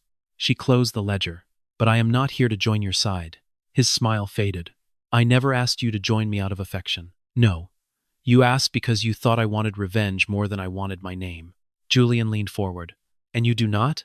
Elena thought of Nora. Nora lying. Nora loving. Nora taking money. Nora keeping the blue box anyway. She thought of Amara, bleeding in a room where no one called the second doctor soon enough. She thought of Seraphine, sick and stubborn, hiding blue thread under white lace because she knew beauty could smuggle rebellion when law failed. She thought of the little dress with the unfinished hem. Then she looked at every Marlowe in the room. I want revenge, she said. The truth startled them. Good. Let it. I want it when I think of my mother dying behind a door someone could have opened. I want it when I think of Nora swallowing the truth because fear arrived with money in its hand. I want it when I see that silver plate and realize this family gave more dignity to an empty case than to a living child. No one moved. Elena's voice stayed calm. But revenge is still letting you decide what my name is for. Julian's jaw tightened. Elena picked up the silver plate. I will not be your weapon. She looked at Vivienne. I will not be your secret. She looked at Thomas. I will not be your late confession. Then she looked at Adrian. And I will not be your redemption. Adrian accepted the words without flinching. That made them harder to say. Elena turned back to the council. My name is Elena Vale. Vale was not a disguise. Vale was my mother's name. Vale was the name that fed me, clothed me, taught my hands to survive what your documents tried to erase. She placed the plate face down on the table. The words, daughter unnamed, disappeared. I will submit to authentication of the will and ledger. Not because I am begging to be a Marlowe, but because every person who profited from my disappearance will answer under record. The lawyer at the end cleared his throat. And if the review confirms your claim?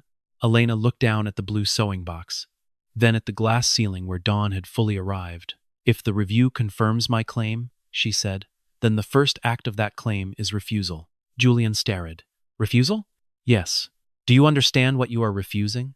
Elena smiled faintly. For the first time tonight, yes. Vivienne looked at her with something almost like fear again. Elena continued. I refuse any marriage contract tied to succession. I refuse any trust managed by a Marlowe branch without independent oversight. I refuse any public statement that calls this a misunderstanding. I refuse any arrangement that requires me to become useful before I am treated as human. The branch heads began murmuring. Thomas Greer's eyes filled with tears he did not deserve to shed yet. Elena pointed to the ledger. And I require the names in that book to be entered into record. A man near the end stood abruptly. This is absurd. You cannot walk in here and dictate. Adrian spoke without looking at him. She can. The man turned red. She has no standing yet. Adrian looked at Thomas. Thomas opened the will. His voice shook, but he read clearly. By private declaration of Lady Seraphine Marlowe, witnessed and sealed, the child-born Elena Vale, daughter of Amara Vale and Raphael of the Northern Marlowe line, is to be recognized as protected heir until such time as she may choose, with full adult consent, whether to claim or refuse any legal benefit attached to that recognition. The hall went dead silent. Choose. The word changed everything. Not inherit. Not obey. Choose. Seraphine, Elena realized, had not left her a throne. She had left her a door. Vivienne sat down slowly. For the first time, she looked defeated. Not because she had lost power, because the woman she had helped silence had spoken across 27 years and undone them all with one word. Choose. Elena touched the thimble on her finger. Loose. Still loose. But less foreign now. Julian's face had turned cold. You think choice protects you? No, Elena said. But it makes the danger mine. He stepped back. The council shifted. The old machine of the family tried to restart, but something had slipped out of gear. Adrian removed a document from his jacket. The contract. The one Elena had been told to sign under Celeste Arden's name. He placed it on the table. Then, in front of everyone, he tore it in half. The sound was small. Paper giving way. But Elena felt the room flinch. This engagement is void, Adrian said. The arrangement with Miss Vale is void. Any payment owed to her shop will be made without condition, because Marlowe House caused the damage and will not purchase silence under another name. Vivienne closed her eyes. Julian whispered, You idiot. Adrian looked at Elena. I cannot ask forgiveness. No, she said. I will not. Good. I can only stop making the same wound larger. Elena did not answer. Not because she wanted to punish him, because no answer was ready. Mrs. Bell stepped forward then. Her voice was small. I will testify. Everyone turned. The housekeeper stood with both hands folded at her waist. I helped carry the child from this room. I accepted instructions. I kept doors locked. I watched Nora receive money and told myself survival was mercy. I will testify to all of it. Vivienne looked at her. There was betrayal in her face, and something like relief beneath it. Thomas Greer nodded. As will I. One by one, the room began to understand that the lie had become too heavy for the old servants to carry and too documented for the lawyers to bury. Julian pushed back his chair. This is not over. Elena looked at him. No, it is finally beginning. He turned and left the conservatory. Several branch heads followed him. Others stayed seated, pale and calculating, already adjusting to a future where the missing girl had not asked permission to exist. Vivienne remained by the window. Adrian remained near the table. Thomas gathered the will. Mrs. Bell touched the blue sewing box once, then withdrew her hand, as if she had no right. Elena picked up the silver plate. For a moment, she considered leaving it on the table. Then she carried it to the nearest white rose bush. A small gardening knife lay beside the soil. Vivienne watched. Elena used the knife to scratch one line through the word unnamed. Not enough to destroy the plate. Enough to mark it. Then she set it beneath the roses, where dirt touched silver. Adrian came no closer, but his voice reached her. What will you do now? Elena looked through the glass roof at the morning sky, then at the dress she still wore. Borrowed. Pinned. Wrong. I am going home, she said. Vivienne's voice came from behind her. To the shop? Elena turned. Vivienne looked smaller in daylight. Yes, Elena said. To the shop. You could stay. Elena looked at the woman who had called erasure protection for 27 years. I know. Vivienne flinched. Elena walked toward the doors. At the threshold, she stopped beside Adrian. For a second, neither of them looked at the other. Then Elena held out the West Wing key. Adrian did not take it. You should keep it, he said. The room is not mine because you gave me the key. No, he said. It is yours because they locked it to keep you out. Elena looked at the key in her palm. Then she closed her fingers around it. Not forgiveness. Not trust. A key was not a promise. It was only a beginning. She left Marlowe House as the sun rose fully over Ravencourt, still wearing another woman's dress, carrying her mother's ledger, Nora's blue sewing box, and a name the Marlowes had failed to kill. Behind her, the conservatory doors remained open. For the first time in 27 years, Marlowe House had no idea how to close them. Elena returned to the bridal shop just before noon. The rain had stopped. The alley behind the Orpheum Theater smelled of wet brick, old smoke, and bread from the bakery 2 doors down. A delivery truck blocked half the street. A stray cat slept beneath the theater stairs like nothing in the world had changed. For a moment, Elena stood outside the shop and looked at the peeling sign. Vale Bridal Alterations. The V was still curling away from the glass. The same as yesterday. The same as always. Only Elena was not. She was still wearing Celeste Arden's wedding dress. The hem dragged through a puddle. The sleeve had slipped completely from one shoulder. The pearls at her throat looked ridiculous in the narrow alley, under gray daylight, beside trash bins and cracked brick walls. A woman passing by stared. Elena looked back. The woman quickly looked away. Elena almost smiled. Inside the shop, Lila was asleep on the floor beneath the cutting table, wrapped in Nora's old brown coat. Mrs. Alvarez from downstairs sat in the chair near the window with a rolling pin across her lap like a weapon. When she saw Elena through the glass, she stood so fast the chair scraped backward. Lila woke at the sound. Elena? Elena opened the door. The bell above it rang. That tired little ring nearly broke her. Lila ran to her and stopped just short of touching the dress. Her eyes moved over the pearls, the torn sleeve, the muddy hem, the blue sewing box, the ledger wrapped in cloth, the key tied to Elena's wrist. Then she looked at Elena's face. Not the dress. Not the evidence. Her face. You came back, Lila said. Elena swallowed. Yes. Lila's mouth trembled. You said if you weren't back by morning? I was late. That is not funny. No, Elena said softly. It is not. Lila hugged her then. Hard. Elena stood very still for 1 second, as if her body had forgotten what to do with being held by someone who wanted nothing from her. Then she lowered one hand to Lila's hair. The blue sewing box knocked gently against the girl's shoulder. Mrs. Alvarez crossed herself twice. Madre de Dios, she whispered. What did they do to you? Elena looked down at the ruined wedding dress. They gave me something that did not fit. Mrs. Alvarez's eyes narrowed. Rich people always do. For the first time in hours, Elena laughed. It was small, but it was hers. Lila pulled back and wiped her face with both sleeves. Are we losing the shop? Elena looked around. The cracked ceiling, the chipped counter, the old kettle with the broken handle, the line of dresses waiting along the wall like quiet witnesses. No, she said. Did they pay you? They will. How do you know? Elena placed the ledger on the table. Because now they know what happens when they do not. Lila looked impressed. Mrs. Alvarez looked proud and frightened at the same time. Elena set the blue sewing box beside the ledger and finally touched the wedding dress at her waist. I need scissors. Lila blinked. You're cutting it? It was never mine. Mrs. Alvarez hurried to the drawer and brought out the large tailoring shears Nora had used for 20 years. Their handles were black. One blade had a nick near the tip. Elena took them. For a long moment, she stood in the middle of the shop, holding the scissors over the expensive silk. She thought it would feel like revenge. It did not. It felt like taking a deep breath after wearing someone else's ribs. She cut through the first seam. The sound filled the shop. Clean. Sharp. Final. Lila watched without speaking. Elena cut the sleeves free. Then the pearl collar. Then the too-tight waist. She did not destroy the dress. She released it. Piece by piece, the gown became fabric again. Not a symbol. Not a contract. Not a disguise. Just fabric.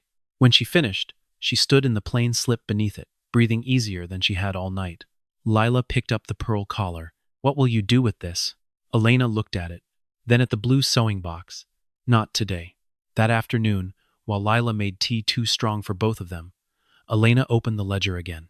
She read Amara's first sentence until the words stopped shaking. "If my daughter lives, let no one call her a mistake." Then she turned to the final page. The child's name is Elena Vale. Not Marlowe. Not unnamed. Vale. She traced the word with Nora's loose thimble on her finger. Vale. A name could be a wound. A name could be a shelter. A name could be a lie told for safety. A name could be a truth kept alive by women who were afraid, women who were brave, and women who were both. That was the cruelest part, Elena thought. No one in the story was clean. Not Vivian, who had called control protection. Not Thomas, who had called cowardice patience. Not Mrs. Bell, who had carried a child away and spent 27 years polishing the doors that kept the truth locked in.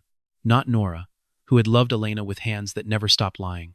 And not Adrian, who had met her as a purchase solution and only began to understand her after the house started falling apart.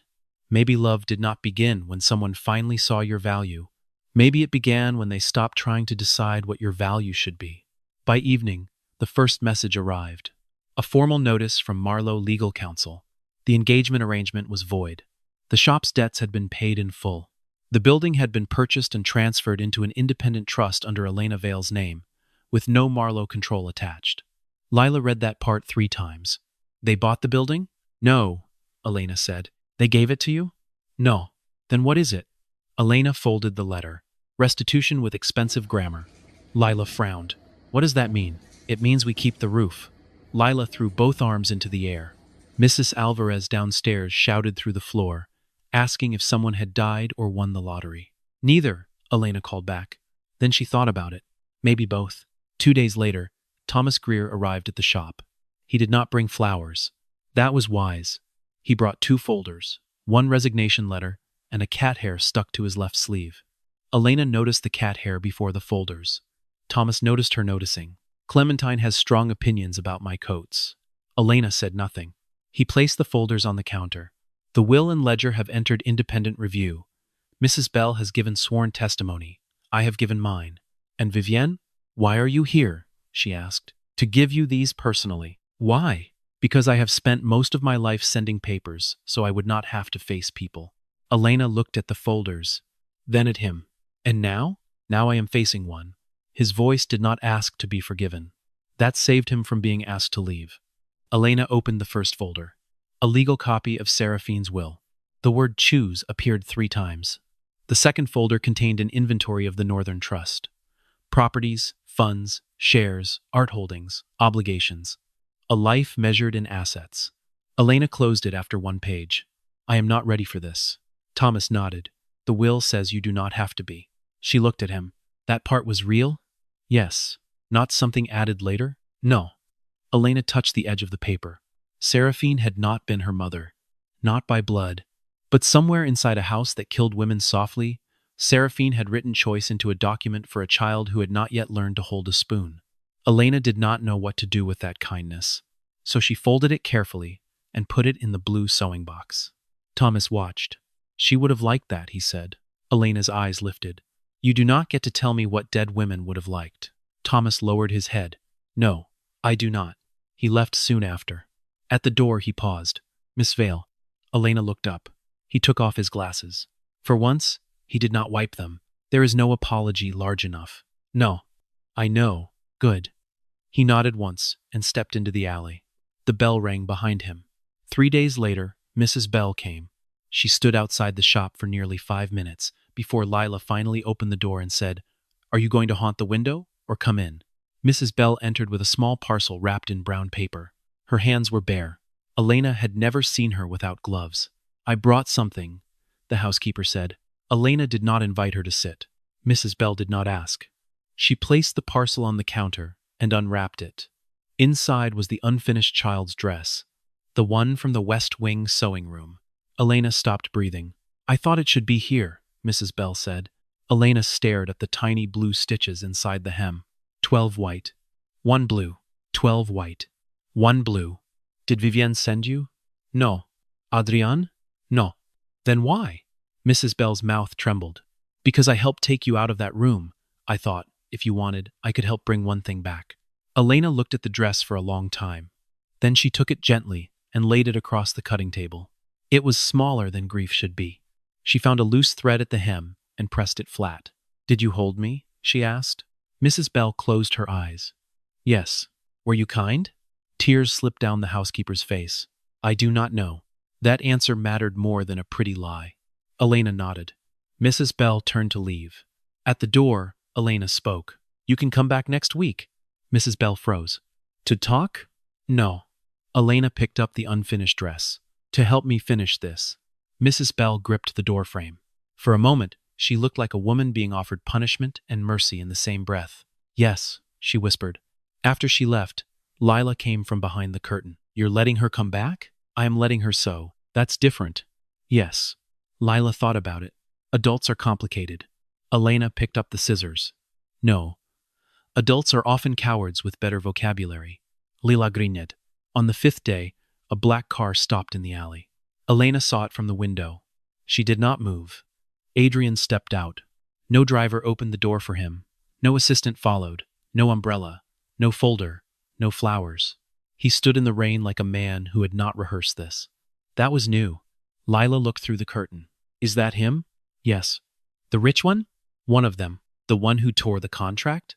Elena kept her eyes on Adrian. "Yes." "Are you going to let him in?" "No." Lila waited. Elena waited too. Adrian did not knock. He stood outside the shop and looked at the peeling V on the sign. Then he reached into his coat and pulled out something small. Not a ring. Not a letter. A pearl button. Broken at the edge. Elena recognized it. It had fallen from Celeste's wedding dress when she cut the gown apart. She had not noticed it missing. Adrian placed it carefully on the windowsill outside. Then he stepped back. Only then did Elena open the door. The bell rang once between them. Adrian looked tired. Not elegantly tired. Humanly tired. "Elena." She leaned against the door frame. "Mr. Marlowe." He accepted the distance. "I brought something that belonged to the dress. The dress was not mine." "I know." "Then why bring it?" "Because broken things from that house have a habit of becoming your responsibility. I thought this one should ask permission first." Elena looked at him for a long moment. That was dangerously close to being a good answer. She hated that. "What happened at Marlowe House?" she asked. "Julian has filed a challenge." "Of course." "Vivienne has refused public comment." "Of course." "Thomas resigned as family counsel." "I know." Mrs. Bell moved out of the East servants' quarters. That made Elena look up. Where did she go? A room above the laundry house. Her choice. Was it? Yes. Did you make sure or did you assume? Adrian's face changed. "I asked twice." Elena said nothing. He continued. "The council review is frozen until independent auditors finish the ledger." "And you?" "I am no longer acting head of Marlowe House." The words entered the shop quietly. Lila, from behind the curtain, forgot to pretend she was not listening. Elena looked at Adrian. "You lost it?" "I surrendered it." "Why?" He did not answer too quickly. "Good. I told myself for years that control was responsibility. Last night I realized how often control is just fear wearing a better suit." Elena's hand rested on the door. "That sounds like something a man says after losing beautifully." "I did not lose beautifully." "No?" "No. I lost late." There it was again. Not an apology dressed to be admired. A fact. Elena looked past him at the alley, at the wet brick, at the black car waiting like a question. "What do you want?" she asked. Adrian looked at the pearl button on the sill. "I want to know if you need anything." "No." He nodded. "I thought not. And yet you came." "Yes." "Why?" His voice was quiet. "Because I am trying to learn the difference between offering and taking up space." Elena felt that answer land somewhere she did not want touched. She picked up the pearl button from the sill. It was chipped on one side. Small. Imperfect. Still useful. "You could have mailed this." "I could have." "You wanted to see me." "Yes." The honesty irritated her. It also did not. Elena turned the button over in her fingers. "I am not ready to forgive you." "I know." "I am not ready to trust you." "I know." "I may never want the Marlowe name." "I know." He paused, then added, "I am not here for the Marlowe name." Elena looked at him. Rain had darkened his hair. One drop slid down the side of his face, and for the first time he looked nothing like the man beneath the chandelier. He looked like someone who had walked out of a house too large for his grief. "What are you here for?" she asked. Adrian reached into his coat again. This time, he pulled out a folded piece of fabric. Elena recognized it immediately. a section of cloth from the West Wing sewing room. The unfinished panel from the dress Seraphine had begun and never completed. Adrian held it out. I found this beside the machine. I thought it belonged with the dress Mrs. Bell brought you. Elena did not take it yet. You went into the room? Yes. Alone? Yes. What did you do there? Adrian looked down. Nothing useful. That is not an answer. I sat in the chair by the window and realized I had spent most of my life grieving my mother in the wrong room. Elena's chest tightened. She wished he would stop saying things like that in doorways. He held the cloth between them. I thought you might want to finish it. I might not. Then don't. And if I burn it, then it kept you warm once. Elena almost looked away. Almost. She took the cloth. Their fingers did not touch this time. Not by accident. By restraint. Adrian noticed. So did she. Goodbye, Mr. Marlowe, she said. He nodded. Goodbye, Miss Vale. He walked back to the car. Elena watched him go. Lila slipped beside her. You like him? No. Lila looked at her. Elena closed the door. I dislike him with unusual attention. That sounds worse. It is. That night, Elena sat alone at the cutting table. The shop was quiet. Lila slept upstairs. Rain had returned, softer now, almost gentle.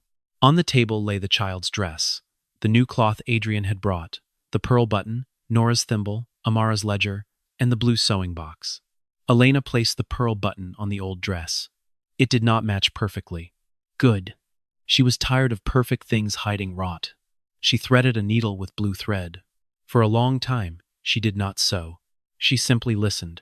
To rain, to the old building settling, to the faint sound of the theater sign creaking outside. Then she made the first stitch. Not 12 white and 1 blue. Blue from the beginning. The thread moved through the fabric slowly, not fixing the past, not making it beautiful, just joining 2 torn edges without pretending they had never been torn. In the weeks that followed, Ravencourt learned pieces of the story. Not all of it. Not the parts Elena refused to sell. The Marlowe Council Review became the subject of quiet panic in old money dining rooms. The Northern Trust froze. Julian gave 3 interviews without saying anything that could be used in court, and still managed to sound guilty. Vivienne disappeared from public life entirely. Some said she had gone to the white greenhouse every morning and cut only the flowers that had not yet bloomed. Thomas Greer testified. Mrs. Bell testified. So did 3 retired servants, 1 former doctor, and a driver who had carried money to Nora Vale for 17 years, and never once asked why a rich family paid a poor seamstress to remain poor. The ledger held. Amara Vale's handwriting was authenticated. Seraphine's will was confirmed. Elena was legally recognized as protected heir with the right to claim or refuse the Northern Trust. She did not claim it. Not immediately. Instead, she accepted only one thing: the right to keep every record under the name Elena Vale. No correction. No polished family statement. No elegant phrasing about unfortunate misunderstandings. On the official page, beneath Amara's name and Raphael's, the record read, Child, Elena Vale, survived. When Elena saw that word, she closed the folder and walked out of the lawyer's office before anyone could watch her cry. Months passed. The shop changed slowly. The ceiling was repaired. The kettle was replaced, though Elena kept the old cracked one on the shelf because some broken things had earned the right to stay. Lila started school properly and corrected Elena's spelling on invoices with great authority. The peeling V on the window was finally fixed. Not replaced. Fixed. Elena painted over the old letter by hand, following the curl of the original instead of scraping it away. Mrs. Bell came every Thursday. At first, she sat stiffly at the second machine and said almost nothing. Elena gave her hems to finish, sleeves to press, beads to sort. No forgiveness was spoken. None was offered. But sometimes, the work table was long enough for 2 women to sit at opposite ends of the same truth. Thomas sent documents when necessary, and never included personal notes. That was wise. Vivienne sent nothing. That was wiser. Adrian came once a week. At first, he stayed outside. He brought practical things: a new lock for the back door, a receipt proving the building trust had no Marlowe control, a list of independent lawyers Elena might choose from, a bolt of plain white cotton from the West Wing inventory, left on the step with no note. Elena returned half of it. He understood. Then winter came. One evening, the shop bell rang after closing. Elena looked up from the cutting table. Adrian stood in the doorway with snow melting on his coat. Ravencourt rarely got snow. When it did, the whole city seemed briefly embarrassed by softness. Lila, now taller by half an inch and twice as opinionated, looked from Adrian to Elena and announced, "I am going upstairs, so the adults can pretend they are not being dramatic." Elena did not look away from Adrian. "Good night, Lila. Good night, person." Elena dislikes with unusual attention. Upstairs. Lila grinned and disappeared. Adrian stepped inside. He looked at the dress on the table. The child's dress. Finished now. Not restored to what it would have been. Made into something else. Elena had added a narrow blue sash, one chipped pearl button at the collar, and a lining made from fabric from the West Wing. On the inside hem, she had stitched 3 names. Amara, Nora, Elena. Adrian read them silently. "You finished it," he said. "No." He looked up. Elena picked up the dress. "I stopped waiting for it to become what it was supposed to be." He absorbed that, then nodded. On the counter beside him lay a folded paper. Elena had placed it there before he came. Adrian saw his name written on it. "What is that?" "Okay." "To what?" "The West Wing sewing room." He went still. Elena kept her voice even. "I am not giving it back. I had a copy made." "For me?" "For you." "Why?" "Because grief should not have to ask permission to enter its own room." Adrian did not touch the paper. Not immediately. His face changed in a way Elena had seen only once before, in the West Wing, when he realized his mother had left behind more than silence. "Elena." "No speech." He stopped. She held out the folded paper. He took it. Their fingers touched. This time, neither of them pulled away quickly. It was not forgiveness. Not yet. Maybe not for a long time. But it was not nothing. Adrian looked at the finished dress. "What will you do with it?" Elena glanced toward the back room, where the blue sewing box sat open beneath the lamp. "I thought I might hang it in the shop." "In the window?" "No." She smiled faintly. "Not everything true needs to be displayed for strangers." He looked at her. "And the trust? I have not claimed it. I know. I may claim part of it. I know. For Lila's school. For the shop. For women who need lawyers more than lace. That sounds like a good use of stolen money. It is not stolen if I make them admit who they stole it from." Something like a smile touched his mouth. Careful. Brief. Human. Elena folded the dress over her arm. "There is one more thing." Adrian waited. She walked to the front window and looked at the sign. Veil Bridal Alterations. The paint had dried clean and blue against the glass. Beneath it, in smaller letters, Lila had added a line that Elena pretended to dislike. "Dresses repaired. Names respected." Adrian read it. This time, he did smile. Elena watched him through the reflection in the glass. "I am keeping Veil," she said. "I know. I am not keeping it because I hate Marlowe. No. I am keeping it because my mother gave it to me before anyone tried to take it." Adrian stood beside her. Not too close. That is reason enough. Outside, snow touched the alley and vanished on the wet stones. Elena looked at his reflection. "You can come in next Thursday." He turned slightly. "To the shop?" "To the West Room upstairs. Mrs. Bell and I are sorting Seraphine's patterns. Some of them are useless. Some of them are brilliant. Most of them are both." Adrian's throat moved. "I would like that. I did not say it was a romantic invitation. I know. I did not say it was forgiveness. I know. I did not say I trust you. I know." She looked at him then. "But you can come." For Adrian Marlowe, who had once owned rooms he did not know how to enter, it was enough to make him lower his eyes. For Elena Vale, who had once been paid to stand still in another woman's dress, it was enough to leave the door unlocked. The story did not end with a wedding. It did not end with a kiss beneath chandeliers, or a family finally clapping for the woman they had erased. Some stories are insulted by endings that clean. This one ended, if it ended at all, with a woman in a small bridal shop threading a needle with blue thread, choosing which seams to close and which ones to leave visible. It ended with a man learning to knock before entering. With an old house losing the right to call silence tradition, with a child's dress finally finished, not as proof of what had been stolen, but as proof that something had survived. And late that night, after Adrian had gone and Lila was asleep, Elena stood alone in the shop and opened the blue sewing box one last time. She placed inside it the chipped pearl button, the West Wing key, a copy of Amara's first page, and the old silver plate from the archive, "Daughter unnamed." She had not thrown it away. She had scratched one line through the second word, deep enough that the silver would never be smooth again. Then, beneath it, in her own handwriting, she had added, "Elena Vale." Not Marlowe. Not substitute. Not unnamed. Val. Elena closed the box. The clasp clicked softly. Outside, the snow kept falling over Ravencourt, covering the old city without erasing it. And for the first time in her life, Elena did not feel like a woman waiting to be claimed by someone else's story. She had her name. She had her hands. And this time, when the world tried to dress her in silence, she knew exactly where to cut,